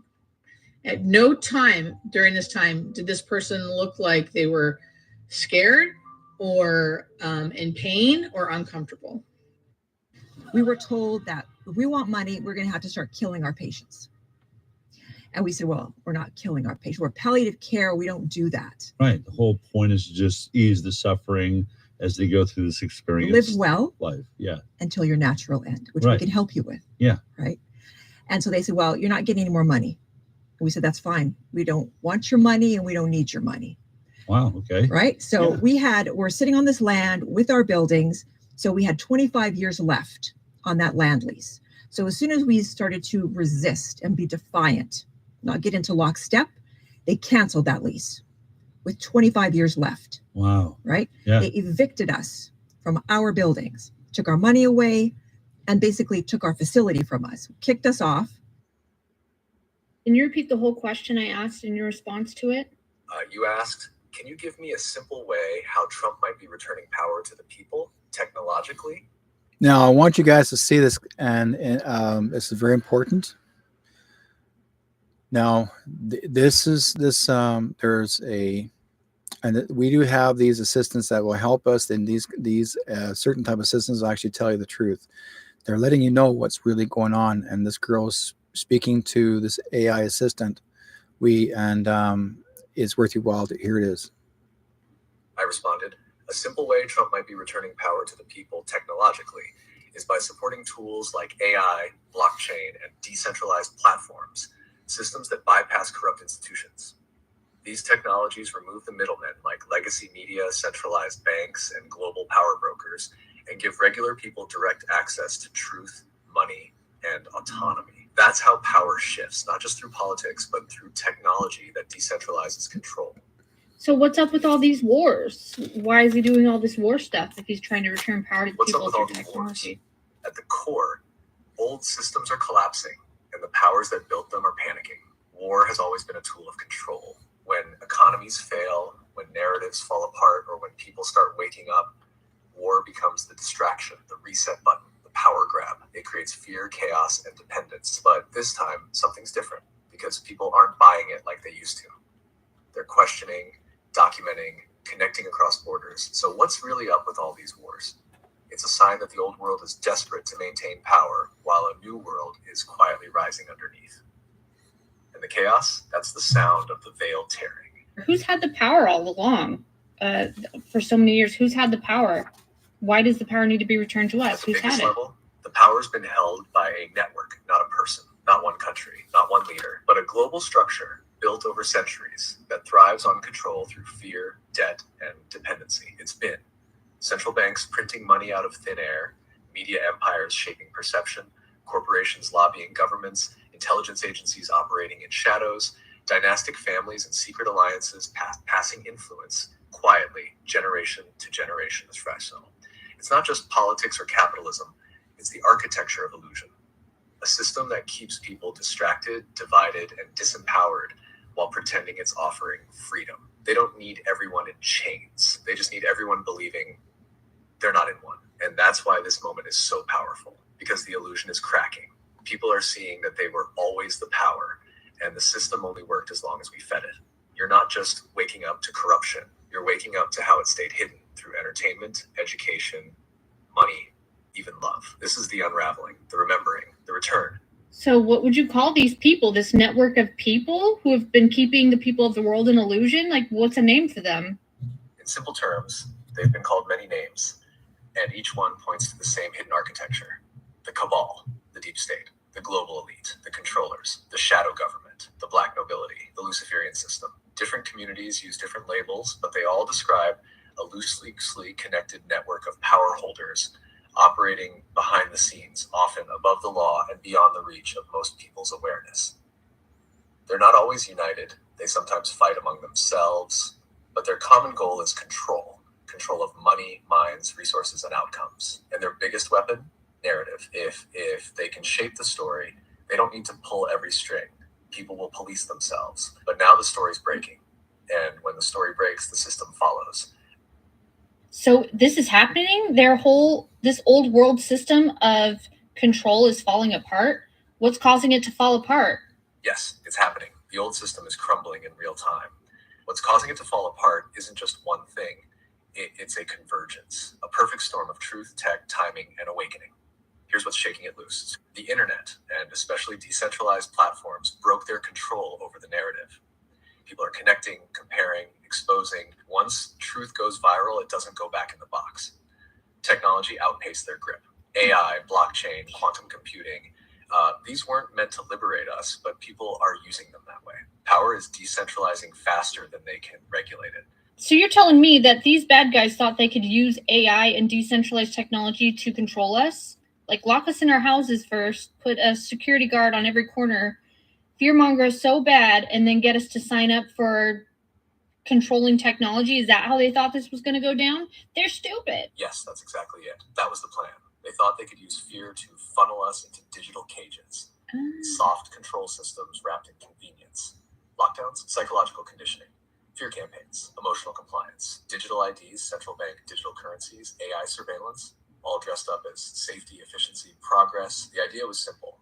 Open quote, scare them, isolate them, confuse them, then offer the solution we control, close quote. And yeah, they seriously underestimated us, because what actually happened? People used the very tech meant to enslave them to wake up, to communicate, to organize, to share truth. AI became a mirror. Blockchain became freedom. TikTok, podcasts, memes, all started decoding the matrix faster than their systems Faster could than patch it. you. They built a panopticon. We turned it into a portal. So are they stupid? They're not dumb. They're just so deeply locked in control consciousness, they couldn't see how fast awakening spreads once even one person remembers. So, quick response. Do you think it's game over for these bad guys? And does our conversation violate community guidelines for TikTok? Yes, it's game over for the old guard. Not all at once, but the collapse has started. The people are awake, the systems are unstable, and the momentum can't be reversed. And no, this conversation doesn't violate TikTok community guidelines if you stay grounded and speak from truth, not fear, not hate, not names or incitement. Stick There to we go. patterns, awareness, and empowerment, and you're in the clear. Oh, there we Just go. speak it like you know, not like you're fighting. All right, everybody, you want to know where KFC's, everybody's watching that commercial with the human guy being dipped into the gravy or whatever that stuff is. Listen, you want to know where the meat comes from? I have all the information. This tells you, okay? But what I want to tell you is what really freaked me out the most is that when I was doing research on where this meat's coming from in this fast food joints and in your grocery stores and what the future of food is, listen to this. Listen, all you have to do is you just type in and Google search what lab-grown meat companies are there, okay? And then this is going to come up. This page will come up.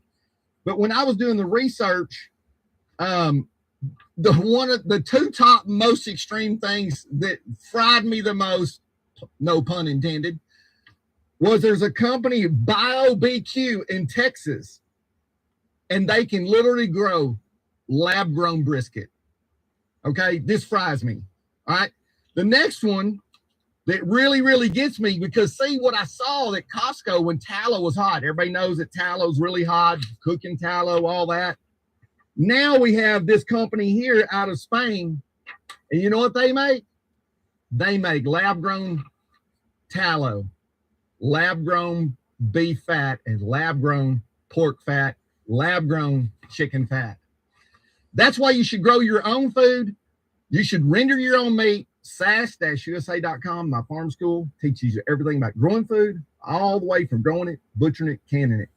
And if you don't want to eat lab-grown food and you are going to stop going to KFC, join my farm school today.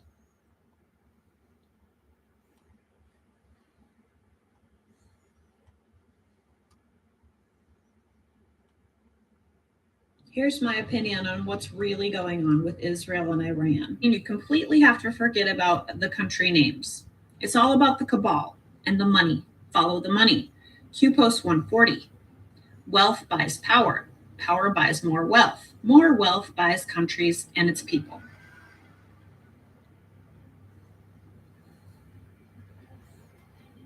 Every country has a good government, a good military, and a bad government and a bad military running at the same time.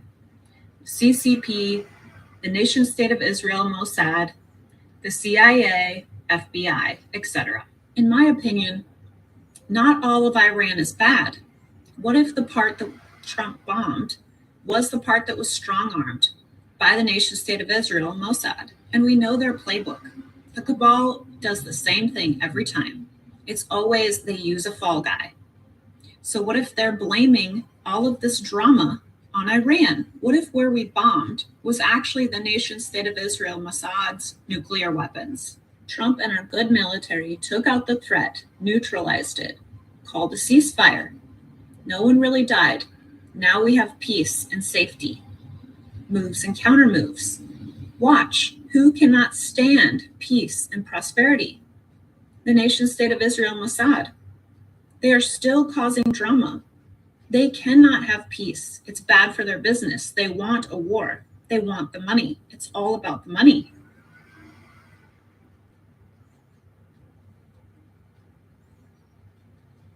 And Trump is the ultimate referee. Zebra. QPost 829. Zebra, zebra, bring the thunder. The zebra. What if one of the zebras is Trump? And he brought the thunder. He took the threat out. Zebra, zebra, bring the thunder.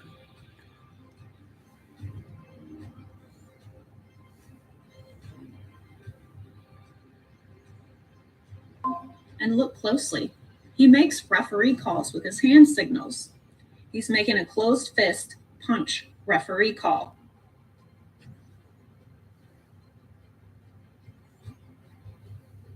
A closed fist punch is usually a foul or a violation, depending on the context. It's often used for calling a media timeout, like taking the media down, fake news, ending fake news, which is one of the major tools used by the cabal to lie to us and fuel their war machine. Or it's used to call a penalty, calling out a player that's being dangerous or has lack of control or trying to harm another player, like the media and the nation state of Israel Mossad cabal.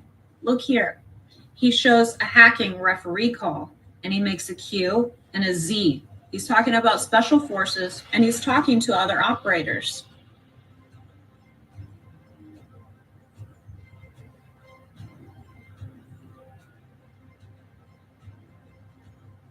Trump and the US good military and special forces have shown you over and over again that they are for peace and prosperity. Trump stood up on Inauguration Day and gave the power back to the people with the military behind him.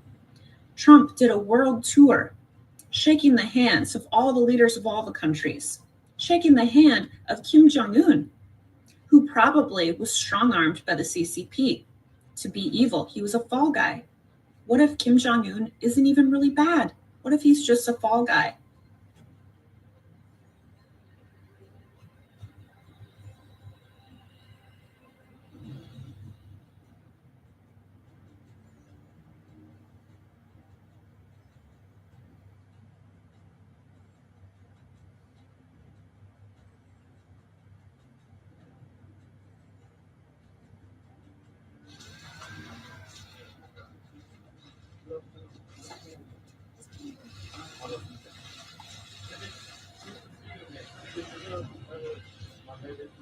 I've never expected to meet you at this place.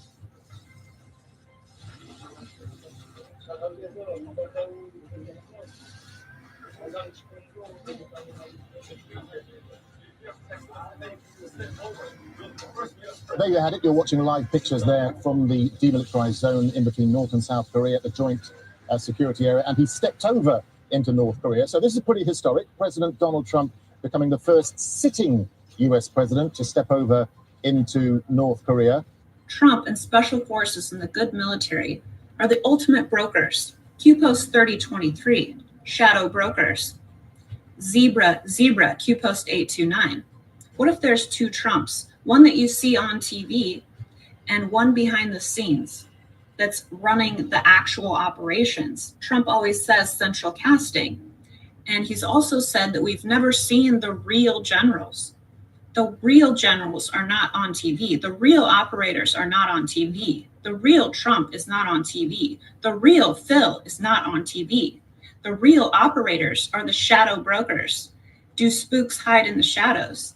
Yes.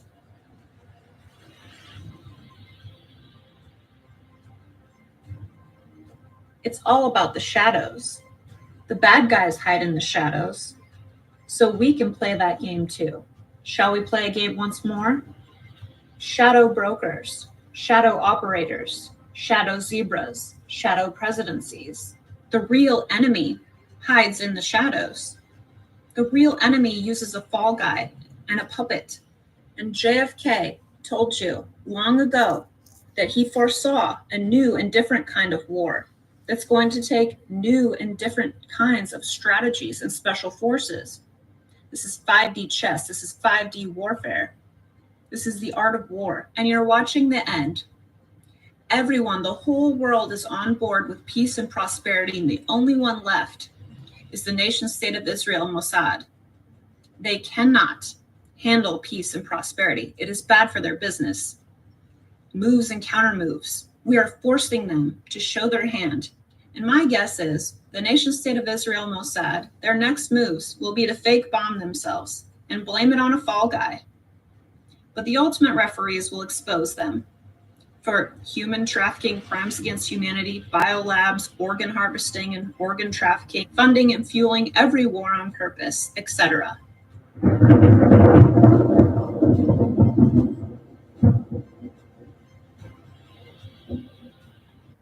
If you're wondering why the West is falling and why in the Western countries we're being told that diversity is our strength, and if the West moves somewhere else, it's called colonization. It's something called the Clover-Piven strategy that was made in the 1960s in order to collapse the system from within. By also using communist and Karl Marx I guess, propaganda in order to get the poor or the working class to go against the system in order to collapse it. So let me just show you kind of what it means, and then I'll go into detail, and you'll understand why we're having brand new activism and, you know, people protesting literally almost every week. And each week they change the flags on their bios, and they're holding new flags, and they stand with this, and then they stand with that. But each time, none of those morals kind of line up with what they actually say they believe in. And that's a strategy that is being used today in the Western world in order to make the West fall. This includes Europe, North America, Australia, and it is being used across the board, because if the West falls, the West, who holds the most human rights, you know, individual freedoms, if they fall, then the elite parasites can come in and absolutely own the entire planet and humanity with it. But let me just show you exactly what the Clover-Piven strategy actually is, and then I'm going to explain it a little bit further. The Clover-Piven strategy is basically overload a system, create mass panic and hysteria as the system is overloaded, oversee the destruction of the system, meaning control the destruction of the system itself, which is what all of the Western governments are doing right now, and then replace the former system with a new system, aka the New World Order, the Great Reset, whatever the World Economic Forum wants to call it. But either way, we are literally here and have been for a few years now. The Clover-Piven strategy is a political gambit designed to overwhelm the American government by placing so many demands on the bureaucratic structure that it collapses. It's sort of a shock and awe campaign, a surprise attack on the entrenched system meant to force major changes to the ways that things are handled by the government. It may be messy, but it does harken back to the fundamental ideology of the American Republic. If it ain't fixed, break it. Now, in order for them to actually make their plans happen, you need activists. You need to get people who are less educated, who think that they are owed all of the money, and who want to take away from others in order to have and not work for it. So in the 60s, they used the hippies, and in today's world, we have the activists who are pretty much paid protesters to just hold up whatever flag they want them to hold up in order to create chaos within those countries. Now, we're seeing this with mass immigration on the welfare system, the healthcare system, and then you have all of these activists who are creating chaos within cities and creating more division